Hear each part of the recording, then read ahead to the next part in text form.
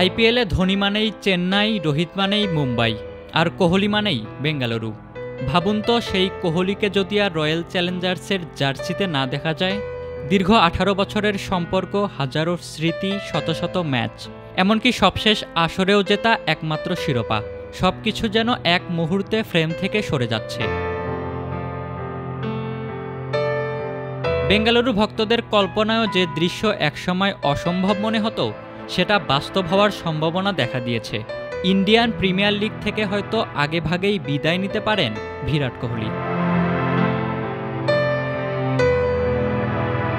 ভারতের ক্রিকেটের সবচেয়ে বড় তারকা টেস্ট ও টি-20 থেকে ইতোমধ্যেই সরে দাঁড়িয়েছেন। খেলবেন কিনা 2027 বিশ্বকাপে তা নিয়েও পরিষ্কার করে কিছু জানাননি। আর এবার নতুন খবর সামনে এসেছে, আইপিএল থেকেও বিদায় নিতে পারেন কোহলি। রয়্যাল চ্যালেঞ্জার্স বেঙ্গালুরুর হয়ে খেলেই আলাদা এক পরিচিতি গড়ে তুলেছেন তিনি। কেবল পারফরম্যান্স দিয়েই নয়, নিজের বিপুল জনপ্রিয়তা ও ব্র্যান্ড ভ্যালু দিয়েই তিনি আরসিবির সবচেয়ে বড় সম্পদ। ওয়ালটন এখন দেশের সীমানা পেরিয়ে পৌঁছে গিয়েছে 50টিরও বেশি দেশে। ওয়ালটন, ঘরে ঘরে, বিশ্বজুড়ে।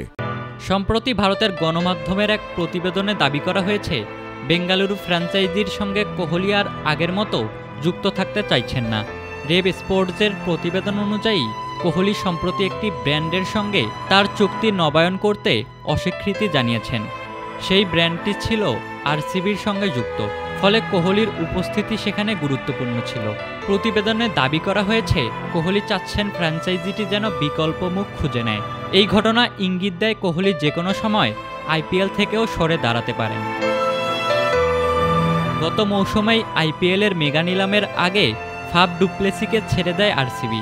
এরপর অধিনায়ক হিসেবে কোহলিকে আবার দায়িত্ব দেওয়ার প্রস্তাব দিয়েছিল তারা, কিন্তু কোহলি তা ফিরিয়ে দেন এবং তার পরিবর্তে রজত পাতিদারের নাম সুপারিশ করেন। পাতিদারের নেতৃত্বে দলটি অবশ্য প্রথমবারের মতো আইপিএল শিরোপাও জেতে। এইসব সিদ্ধান্ত ও অবস্থান থেকে ধারণা পাওয়া যায়, কোহলি আর আরসিবির নেতৃত্ব বা দলের ভবিষ্যৎ পরিকল্পনায় থাকছেন না।